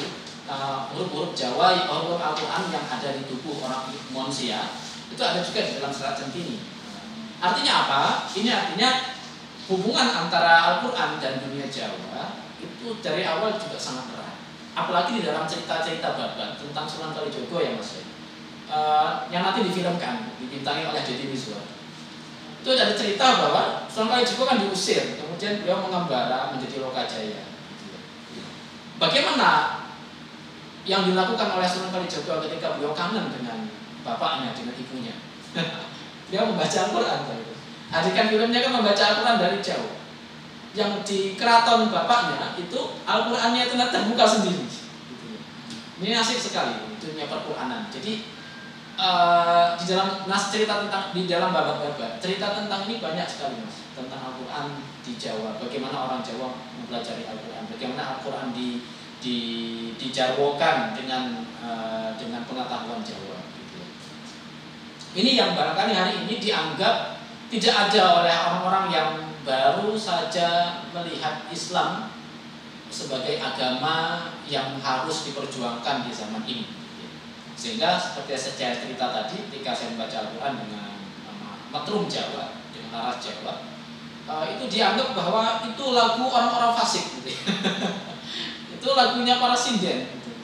Padahal itu lagu pewayangan. Ada yang mengatakan itu lagu wayang, tidak boleh. Gitu. Padahal wayang itu dalam kebudayaan Jawa itu sakral. Itu Serat Centini itu menjelaskan bahwa wayang itu cerita tentang roh manusia. Dalang itu adalah simbol dari roh. Dan itu tugas suci. Tidak main-main wayang itu. Dan sang malam suntuk ya, dalam kemudian baca. Apalagi di dalam wayang itu ada istilah-istilah tasawuf ya, suluk. Nah, itu ada waktu dalam membaca suluk, waktu wayangnya masuk. Nah ini satu dunia yang sampai hari ini saya tidak habis pikir mengapa orang-orang menganggap bahwa antara Jawa dan Al-Quran itu terpisah jauh sekali. Apalagi nanti gini Mas, kalau kita ke Sekaten, setiap Sekaten itu nanti ada apa ya, Mios Gongso, gitu ya. Gamelan Kiai Guntur Madu dan Kiai Noto Wilogo. Gitu ya. Kiai Guntur Madu dan yang diletakkan di Pagongan Lor dan Pagongan Kidul. Itu nama gending-gendingnya atau nama lagu-lagunya itu pertama gending Rabbul Alamin. Gitu. ini bagaimana kita mengatakan bahwa antara Jawa dan Islam itu tidak manunggal? Nama gendingnya aja gending Rabbul Alamin, kemudian gending salawat, kemudian gending sholatan, dan gendingnya itu ditabuh ketika bulan Maulid, dalam rangka untuk hormat memuliakan kelahiran Kanjeng Nabi. Dan mukul gendingnya bukan nggak gini, mukul gendingnya ini dari atas. Wah, itu kekuatan penuh. Ini menunjukkan bagaimana hubungan erat. Maka istilah saya di dalam berbagai macam forum itu, manunggaling Islam dan Jawa itu manunggal. Dia tidak bisa dipisahkan. Gitu. Manunggaling itu artinya ya itulah Islam, itulah Jawa, itulah Islam. Gitu. Sehingga kita tidak bisa menganggap ini terpisahkan jauh, atau barangkali ini dianggap bahwa Jawa Islam yang dilakoni oleh orang Jawa itu bercampur baur, sinkretis. Istilahnya para akademis itu sinkretis, bercampur baur dengan adat-adat yang tidak sesuai Islam. Padahal sebenarnya bukan tidak sesuai, itu sesuai tapi mungkin belum disambung dengan analisis. Karena apa? Karena hampir semua hasanah kebudayaan Jawa itu diungkapkan dengan ungkapan mungit, ungkapan makna tingkatan ketujuh. Kalau diartikan secara harfiah itu nggak nyambung. Kita harus masuk ke itu tadi, dari Prasojo masuk ke Pariboso, dari Pariboso masuk ke Pralambang, kemudian masuk ke Pralampito, dari Pralampito masuk lagi ke atas. Nah, hari ini di zaman yang serba beragama secara harfiah ini, orang hampir-hampir tidak lagi mau masuk ke makna yang bertingkat-tingkat ini. Karena sekarang kan orang cenderungnya beragama secara harfiah, sehingga tidak mau mengkaji makna tingkat kedalaman rohani ini. Padahal di dalam tradisi Barat sendiri, terutama dalam tradisi bahasa, tradisi analisis bahasa, Mas, ada kita ketemu dengan Roland Barthes. Roland Barthes itu menganalisis bahasa dari 3 tingkatan. Barat itu sudah sampai kepada 3, tingkat denotasi, konotasi, dan tingkat mitos. Levi-Strauss baru sampai kepada 2. Kemudian yang terakhir Derrida sampai kepada jalan menuju kebenaran itu jalan melingkar, artinya jalan simbolik, jalan metafor. Maka dia menulis The Rule of Metaphor. Ini artinya apa? Orang-orang Barat sendiri menyadari bahwa bahasa, ungkapan-ungkapan, kebudayaan, simbol-simbol tidak mungkin dimaknai secara harfiah. Kita harus masuk ke kedalamannya. Nah, Derrida masuk ke dekonstruksi, tunda dulu. Jangan artikan dulu cepat-cepat. Ayo kita masuk ke ini. Yang itu di Jawa, apa yang diungkapkan Derrida itu di Jawa sudah lama dilakoni. Dia mengatakan salah satunya misalnya gini ya, dekonstruksi. Difference jadi different gitu. Nah, di Jawa analisis kotak kata bahasa itu biasa. Bobot, bibit, oke, gitu ya. Gitu ya. Unggah, ungguh, inggih, gitu udah biasa. Nah, pengetahuan Barat hari ini sudah terbuka untuk masuk ke khazanah kedalaman. Tapi ternyata orang-orang kita masih di harfiah, belum masuk, padahal gaya hidupnya sudah ke barat-baratan, tetapi pola pikirnya tidak mau menyentuh masuk ke sana. Nah, ini yang sangat kita sayangkan. Nah, membaca huruf kita jati ini juga sedikit dari itu, sehingga membaca huruf hijaiyah itu juga tidak bisa dengan membaca secara harfiah alif begitu saja. Orang Jawa membaca alif itu sebagai asal mulanya iman, Di alif itulah, alif ini tadi katanya letaknya di bawah hidung dan di atas lidah. Karena apa? Iman itu dia letaknya diucapkan. Nah, kira-kira sedikit ulasan tambahan dari saya begitu. Monggo sekiranya ada pertanyaan dari sederek Ya, terima kasih Mas Yasir. Beruntung hari ini kita ketemu Mas Yasir, dan Jumat kemarin nggak jadi kiamat ya Mas. Ya karena persoalan keberagamaan kita yang memang sedang panas-panasnya belakangan ini, dan Wirid Lukito Jati ini salah satu rumah untuk kita kembali memahami jati diri kita, bahwa Al-Quran dengan bahasa yang luar biasa indah diartikulasikan kembali, diserap oleh orang-orang Jawa dulu melalui para wali dengan bahasa yang indah pula dan sungguh rendah hati. Tadi sempat disinggung Mas Yasir kalau amin dalam bahasa Indonesia, kabulkanlah doa kami, tetapi dalam bahasa Jawa dimaknai sebagai semoga Tuhan mengabulkan. Nah, itu ada unsur kehambaan kita. Dan sedikit menyinggung tentang tafsir Quran di Jawa itu memang kalau dalam tradisi pesantren memang populer ya Mas. Tadi disebut nama Kiai Soleh Darat itu tafsir Faidur Rahman itu juga memang salah satu karya yang dipersembahkan untuk pernikahan Kartini waktu itu, karena Kartini sendiri seorang perempuan yang terkekang waktu itu, merasa terkekang. Beliau menginginkan ada satu paradigma baru bahwa apa yang kita lakukan itu juga kita harus mengerti artinya, mengerti maknanya. Salah satunya dalam Faidur Rahman itu yang kemudian diadakan kepada Kartini. Waktu itu sama seperti Wirid Lokito Jati, Faidur Rahman itu juga corak penafsirannya oleh Mbah Soleh Darat juga dengan pemahaman-pemahaman tasawuf. Dan memang Mbah Soleh fokus menulis tentang karya-karya fikih yang dibalut dengan tasawuf. Misalnya wudhu, kita tidak hanya membasuh tangan secara lahir tetapi juga secara batin. Saya kira Jawa, mungkin Nusantara ya, saya kira di bahasa-bahasa lain juga banyak yang bisa kita rujuk kembali supaya kita bisa semakin sejuk beragama, tidak peduli dengan bendera-bendera apapun, karena zaman dulu kita beragama juga dengan sangat indah. Bahkan kitab Wirid Lokito Jati ini juga bisa disenandungkan. Mungkin sama artinya juga, sama riwayatnya dengan tradisi di keraton-keraton Jawa, khususnya di Pakualaman itu hampir tiap hari kecuali hari Jumat kalau tidak salah. Di Pakualaman sini dulunya itu juga ditembangkan Mahabharata, Tajus Salatin dan semacamnya, itu kita didendangkan, dinyanyikan di Kadipaten ini. Ya mungkin dari teman-teman di studio kita sampai jam 5 ya Mas, masih ada 10 menit lagi. Ini kita ada teman-teman di studio, ada Mas Bagus Ketua Umum di luar, kemudian ada Mbak Sukma. Mungkin ada pertanyaan menyambung diskusi kita sore ini, karena mungkin hujan ya Mas, tadi di awal sedikit trouble. Ada teman-teman yang gelisah karena sangat menanti-nanti diskusi Lokito Jati, tapi di menjelang pertengahan sudah normal kembali karena sinyalnya sudah mungkin ada tambahan dari teman-teman. Sukma, mungkin ada pertanyaan. Sukma ini juga dari mahasiswi sastra Jawa UGM. Dia meneliti naskah-naskah Mahabharata ya, dari tradisi Pakualaman. Mungkin Mas sedikit ulasan tentang Wirid Lokito Jati ini. Sebetulnya apakah sampai sekarang ini masih disalin lagi Mas? Kan kita punya tradisi penyalinan baik formal maupun non formal ya. Di keraton ada Mutrani, mungkin sampai habis berapa ya, 7-8 era kolonial mungkin masih ada sedikit. Apakah Wirid Lokito Jati ini juga subur di keraton? Mengingat tadi sebarannya malah hanya ada di Amerika tadi ya, labannya. Mungkin ada yang bisa disampaikan.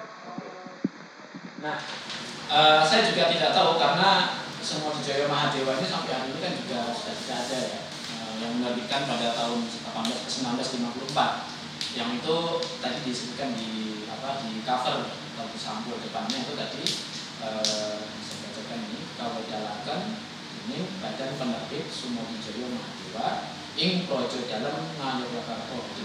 Barangkali naskah ini masih ada di keraton. Mungkin kalau ada teman-teman yang punya akses bisa masuk ke akses naskah di keraton, saya akan sangat berterima kasih karena mungkin bisa kita salin lagi, baik itu aksara Jawanya atau mungkin kalau nggak masalah, kalau nggak ada Jawanya ya aksara Latinnya tidak apa-apa. Tapi yang penting dia bisa dipahami. Nah ini saya kutipkan beberapa ini ya Mas. Mungkin saya cuma di halaman ini saya menjelaskan di.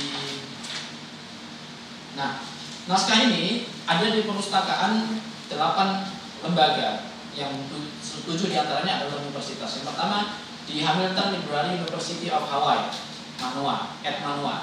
Kemudian yang kedua University of Wisconsin-Madison General Library System. Kemudian yang ketiga di Hattie Trust Digital Library, University of Michigan. Di Cornell University ada, di Yale University ada, di Ohio University ada.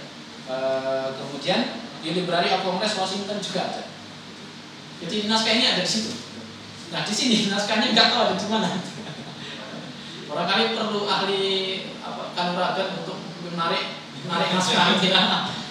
Saya kadang mikir itu, ngapain ahli kanuragan itu narik pusaka itu kok eman-eman, kok gue yang narik naskah gitu loh. Karena apa? Itu lebih penting. Kalau pusaka itu ya bisa dicari di mana-mana gitu. Di pasar-pasar lowak juga banyak. Tapi kalau punya kemampuan itu mungkin bisa digunakan untuk menarik sesuatu yang berharga untuk bangsa dan negara itu. Oh Pak, hari ini kita ada di YouTube sekarang kan banyak sekali channel ahli-ahli kanuragan yang live ya, narik pusaka macam-macam itu. Saya sering nonton itu, saya kadang mikir orang ini kok nggak mau narik kitab-kitab yang masih tersembunyi ya gitu. Dan itu juga yang menjadi masalah. Nah kemudian sedikit tambahan juga Mas. Ini tadi mengenai dunia perquranan di Jawa juga ada dalam bentuk doa-doa dan japa mantra dalam kitab Primbon ini. Salah satu contohnya doa selamat. Nah, yen wonten kaperluan kawaos kaping sekawan dosa. Jadi jika ada keperluan dibaca 40 kali. Apa doanya? Doanya Bismillahirrahmanirrahim. Allahumma inna nas'aluka salamatan fid dini wa afiyatan fil jasadi wa ziyadatan fil ilmi wa barakatan fil rizki wa taubatan qoblal maut wa rahmatan indal maut wa maghfiratan ba'dal maut. Ini doa yang sering dibaca ketika habis sholat. Kemudian ada lagi di sini doa lucu ini. Doa pambungkem. Jadi ingin membungkam orang, itu ada doanya dan itu pakai doa dari Al-Quran. Assalamualaikum ala sayyidina Khidir alaihi salam. Assalamualaikum ala sayyidina Ali radhiyallahu anhu. Asik sekali, Khidir dan Ali. Jadi kalau ingin melihat hubungan antara Al-Quran dan budaya Jawa, Wirid Kelajati salah satu buktinya betapa eratnya, dan kitab-kitab ini juga menjadi bukti betapa eratnya Al-Quran. Ini kalau dalam teori Al-Quran nanti teori studi Al-Quran namanya living Quran Mas. Jadi Al-Quran, petikan-petikan Al-Quran yang dipakai oleh masyarakat untuk keperluan sehari-hari. Yang itu nanti bisa berbentuk rajah dan mantra dan doa-doa. Itu namanya living Quran. Al-Quran yang hidup di tengah-tengah masyarakat.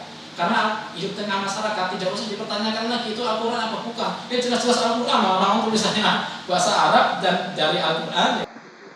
Ya, ini ada yang masuk Mas via Mas Bagus tentang Wirid Lukito Jati ini dari KPH Lintang Sasongko, dosen UNS Surakarta. Ya, ini menurut beliau serat Wirid Lukito Jati sumbernya dari Raden Ngabai Kartohasmoro, Canggah Dalem Sultan HB4, putra dari KPH Cakraningrat. Nah, ini akan semakin tidak selesai kalau kita bahas. Artinya melalui Wirid Lukito Jati ini semakin terbuka lebarlah gerbang kita untuk saling bersinergi. Siapa tahu di dalamnya ada wirid-wirid untuk mengusir virus, Mas. Mungkin akan sangat membantu kita. Kemudian ada pertanyaan lagi dari Zoom ini.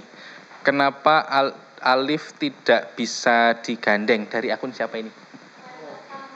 Dari Renata. Kenapa Alif tidak bisa digandeng? Ya. Oke. Terima kasih kami ucapkan kepada Pak siapa tadi? Pak Sinten? KPH Lintang Sasongko. Ya, Kang Sasongko. Oke, matur nuwun nggih Pak. Mudah-mudahan dados ampaman jenengan kita jadi tambah lagi pengetahuan. Saya juga tadi sudah baca itu ada di kutipan di sini tentang itu Kartohasmoro. Canggah dalam KPH Cakraningrat. Cakraningrat ini juga makamnya juga ada di situ, satu komplek dengan Surya Mentara. Ya, Cakraningrat ada di situ, Surya Mentara ada di situ, Kyai Kategan juga ada di situ. Cuma Kyai Kategan ada di selatan kulon, kalau Cakraningrat ada di ulornya, ular kulon. Saya alhamdulillah sudah beberapa kali ziarah ke situ, karena memang senangnya juga Turki turunin kijing gitu. Bahasa Turki gitu ya. Nah, kenapa alif itu tidak bisa disambung? Kalau kita lihat Wirid Lukito Jati, di sini dijelaskan bahwa alif itu merupakan huruf yang diberikan amanat lahir batin dan asal mula iman. Karena dia lahir batin A, maka dia tidak bisa disambi dengan hal-hal duniawian gitu. Atau sederhana saja, mungkin gini, secara tulisannya memang tidak bisa disambung gitu. Tetapi dia menjadi pelengkap. Sekiranya tidak ada alif, maka tidak ada huruf-huruf lain yang bisa dibaca. Misalnya dalam bismillah. Bismillah itu kan asalnya kan bismillah gitu. Tersembunyi alif di situ gitu. Nah, itu nanti tidak mungkin bisa dibaca bismillah kalau alif itu tidak disembunyikan. Karena kalau disambung dia tidak bisa. Maka dia disembunyikan. Karena itu iman itu kalau di Jawa itu disembunyikan, tidak boleh dikatakan, gitu. Tidak boleh diomong-omongkan kepada orang lain. Gitu. Itu disiplinnya begitu. Kemudian dalam tafsir-tafsir, terutama nanti tafsir-tafsir di tasawuf di Arab, ya, alif itu memang dilambangkan dengan lambang hanya milik Allah. Meskipun nanti di dalam tafsir huruf-huruf di awal surat seperti alif lam mim, alif lam ra itu selalu maknanya adalah hanya Allah yang tahu. Wallahu a'lam. Allahu a'lamu bi muradihi. Nah, hanya itu saja barangkali yang setahu saya, karena memang dia berdiri sendiri. Tapi ingat, alif dan hamzah itu sering dipertukarkan dalam interaksi sehari-hari. Jadi meskipun dia tidak bisa disambung, tetapi melalui hamzah citra alif dapat disaksikan, gitu ya. Karena dia berinteraksi dalam hamzah. Ada yang unik dari ini, mungkin ini ya. Ini pembacaan saya pribadi. Di Al-Quran itu sesuatu yang unik itu adalah begini. Sesuatu huruf bertemu dengan huruf lain itu bisa berbunyi dan berdengung kalau salah satunya mati. Nun mati bertemu dengan ba, maka harus dengung. Mim ba di surat Alif Lam Mim kalau kita tahlilan itu. Wa ma unzila min qablika. Nun mati bertemu dengan qaf. Qafnya hidup, nunnya harus mati. Padahal kalau pakai ilmu orang sekarang tidak mungkin ada orang mati ketemu orang hidup. Tapi dalam ilmu tajwid, nun mati bertemu dengan sesuatu yang hidup, maka dia menjadi dengung. Ini sekedar refleksi saya sendiri. Bagi saya itu artinya interaksi dalam dunia sehari-hari itu tidak akan terjalin kalau sama-sama hidup. Satu harus mati, maksudnya satu harus asor, harus ke bawah. Kalau nggak begitu, tidak ada interaksi yang asik.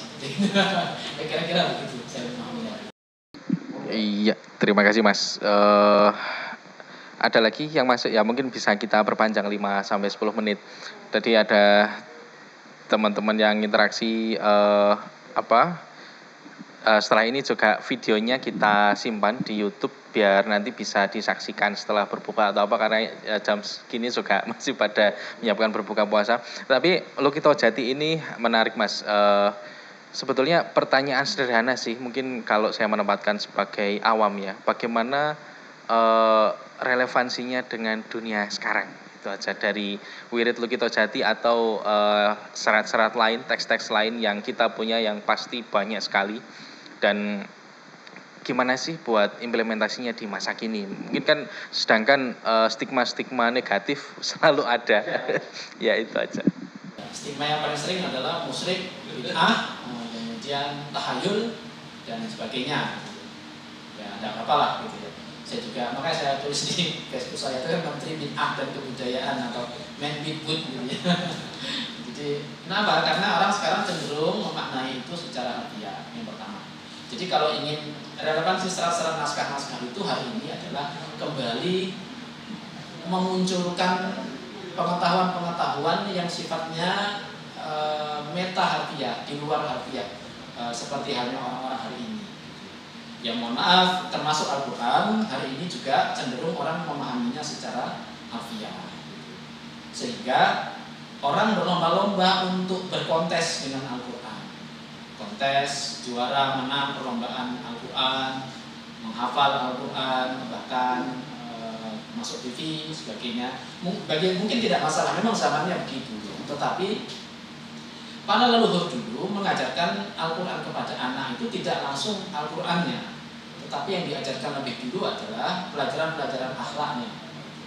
Karena itu ada salah satu wali dari Mesir ya, namanya Syekh Abdullah Asy'arani, dalam kitab Al-Anwar Al-Qudsiyah, dia mengatakan di situ ini Mas. Bahwasannya Al-Quran itu wirdul kamal. Wirdul kamal itu artinya bacaan sempurna. Tidak akan bisa orang memahami Al-Quran, membaca Al-Quran kalau dia masih memiliki kesombongan di dalam dirinya. Jadi tidak mungkin itu.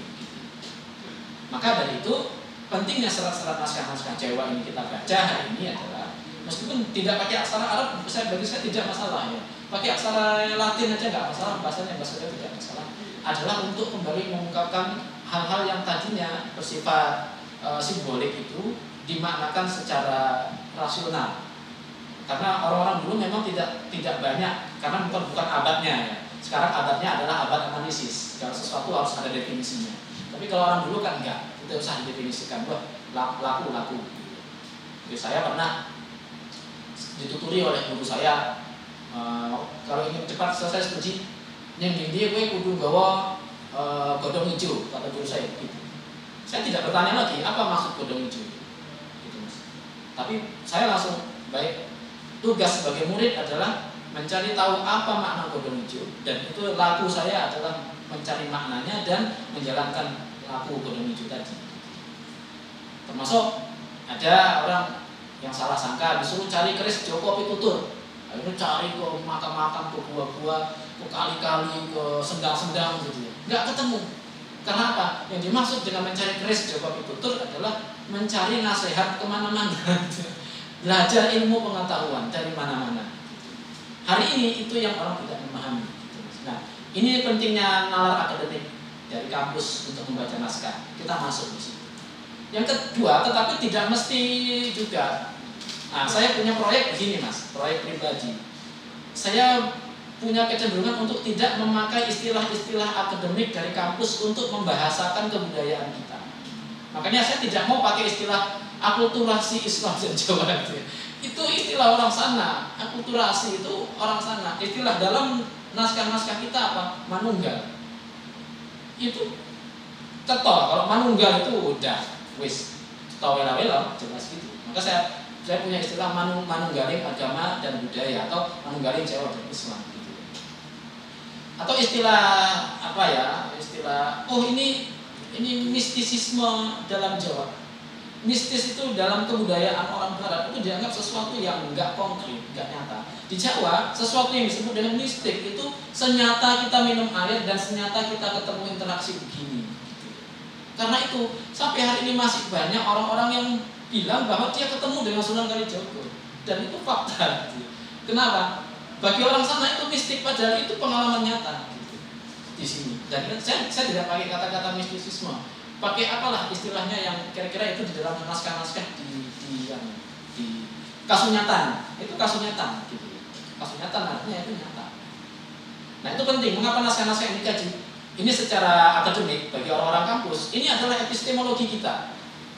Jika ingin berbicara tentang kebudayaan kita, maka kita akan berbicara dengan bahasa dari epistemologi kita sendiri. Di situ saya memperjuangkan bersama dengan teman-teman yang lain ya. Saya pakai istilah-istilah ini juga tidak sekedar saya sebisa mungkin menghindari istilah tradisi gitu Mas ya. Karena dalam tradisi itu ada orientasi trade, berdagang gitu. Maka saya biasanya pakai istilah kebudayaan atau adat istiadat. Nah, meskipun nanti adat itu dari bahasa Arab, itu tidak masalah. Budaya ya udah pakai istilah kebudayaan. Itu yang bagi saya penting untuk kita hukumi juga hari ini ya.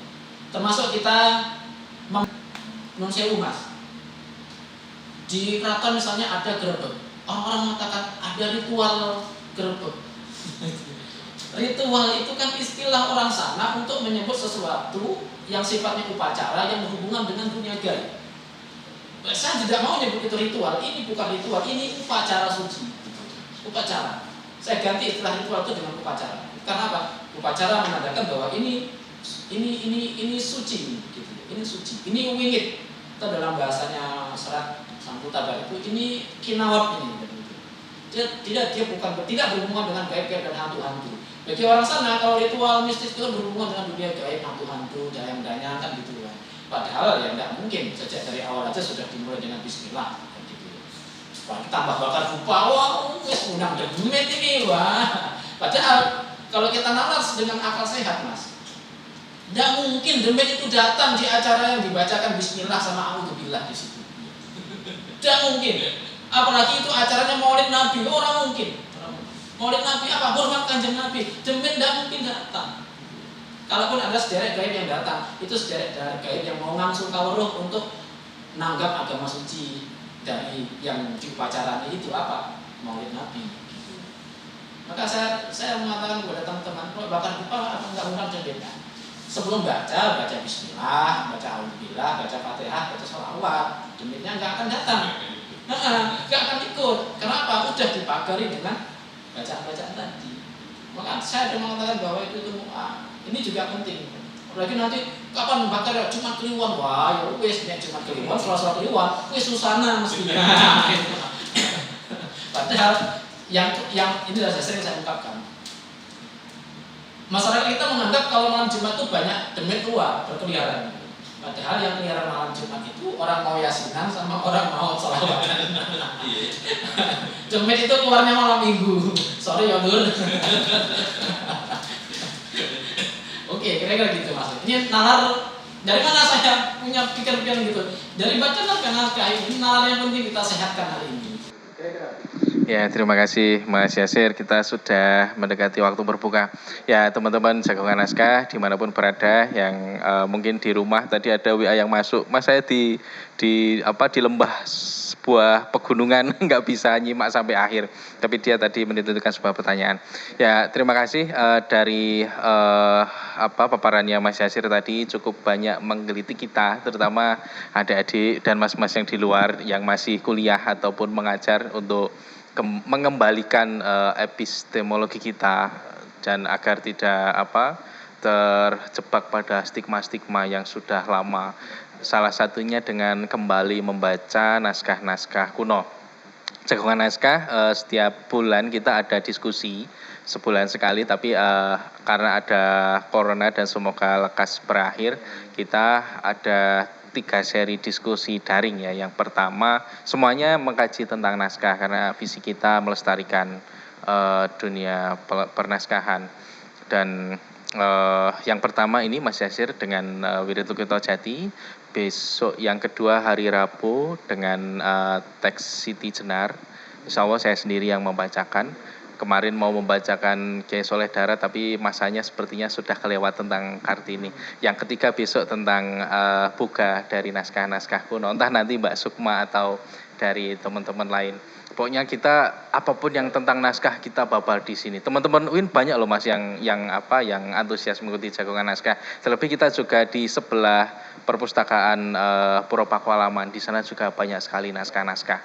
Kemarin Mas Bagus juga kita pamerkan Al-Quran dari Kadipaten Pakualaman sedang kita teliti juga. Sebenarnya banyak hal yang kita teliti, yang harus kita teliti lagi. Saya kira itu. Terima kasih Mas Yasir sekali lagi. Silakan diikuti. Saya kan basicnya S1-nya sosiologi agama, S2-nya antropologi. Jadi bukan kajian naskah. Saya masuk di naskah karena memang saya senang gitu. Jadi menurut saya sekiranya paparan saya ini tidak sesuai dengan ilmu filologi atau ilmu pernaskahan yang para saudara sedulur tekuni di sini atau para hadirin semuanya tekuni, saya mohon maaf yang sebesar-besarnya. Ya Mas, justru kita sangat berterima kasih sekali karena teman-teman filologi juga butuh penyegaran dari metodologi ilmu-ilmu lain, karena itu akan sangat luar biasa sekali kita bisa mengungkapkan apa yang ada di dalam naskah. Dan jangan lupa besok kita hari Rabu di jam yang sama dan di channel yang sama kita akan ikuti diskusi selanjutnya. Dan lebih lanjut kalau mau diskusi lagi dengan Mas Yasir bisa pantengin FB-nya Yasir M Arafat ya Mas ya. Terus sebenarnya juga sudah saya add, saya kepoin juga, isinya sangat menghibur. Nanti di add aja. Ya supaya tidak ngelangut lah ya, tidak sepaneng. Saya kira itu, terima kasih para hadirin dan teman-teman yang di sini. Selamat menunaikan ibadah puasa dan sehat selalu. Wassalamualaikum warahmatullahi wabarakatuh.